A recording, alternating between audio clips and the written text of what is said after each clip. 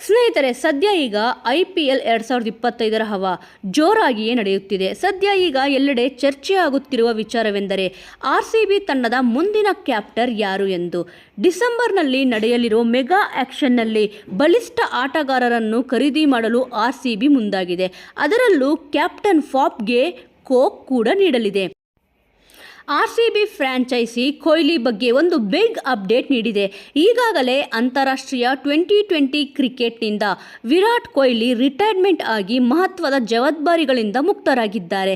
ಆದ್ದರಿಂದ ಮುಂದಿನ ಸೀಸನ್ಗೆ IPLನಲ್ಲಿ ಮತ್ತೆ RCB ತಂಡವನ್ನು ಮುನ್ನಡೆಸಲು ಕೊಹ್ಲಿಗೆ ನಾಯಕನ ಪಟ್ಟ ನೀಡಲು ಫ್ರಾಂಚೈಸಿ ನಿರ್ಧಾರ ಮಾಡಿದೆ ಅನ್ನೋ ಸುದ್ದಿ ಹರಿದಾಡುತ್ತಿದೆ.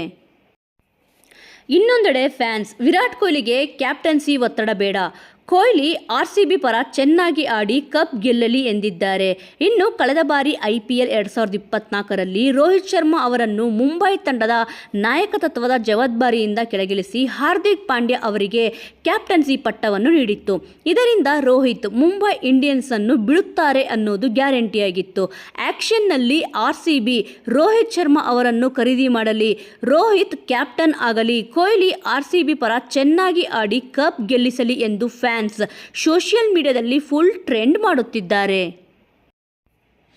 ಇನ್ನು RCB ತಂಡದ ಬ್ಯಾಟಿಂಗ್ ಕೋಚ್ ಆಗಿರುವ ದಿನೇಶ್ ಕಾರ್ತಿಕ್ ರೋಹಿತ್ ಶರ್ಮಾ ಅವರು RCB ತಂಡಕ್ಕೆ ಬರುತ್ತಾರೆ ಎಂದು ಕೇಳಿದಾಗ ಅವರು ಈ ರೀತಿ ಉತ್ತರಿಸಿದ್ದಾರೆ. ಇದು ಮ್ಯಾನೇಜ್ಮೆಂಟ್ ನಿರ್ಧಾರ, ನನ್ನದಲ್ಲ ಅಂತ ಉತ್ತರಿಸಿದ್ದಾರೆ.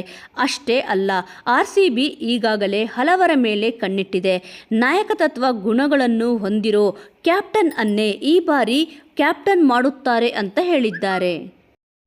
ಸ್ನೇಹಿತರೆ, ಇನ್ನು ನಿಮ್ಮ ಅನಿಸಿಕೆಯ ಪ್ರಕಾರ RCB ತಂಡಕ್ಕೆ ಯಾರು ನಾಯಕರಾಗುತ್ತಾರೆ ಎಂದು ಕಮೆಂಟ್ ಮೂಲಕ ತಿಳಿಸಿ. ಹಾಗೂ ಇದೇ ರೀತಿಯ IPL ಅಪ್ಡೇಟ್ಗಳನ್ನು ತಿಳಿದುಕೊಳ್ಳಲು ನೀವೇನಾದರೂ ಇನ್ನೂ ನಮ್ಮ ಚಾನಲನ್ನು ಸಬ್ಸ್ಕ್ರೈಬ್ ಮಾಡಿಕೊಂಡಿಲ್ಲ ಎಂದರೆ ಈಗಲೇ ಸಬ್ಸ್ಕ್ರೈಬ್ ಮಾಡಿಕೊಳ್ಳಿ.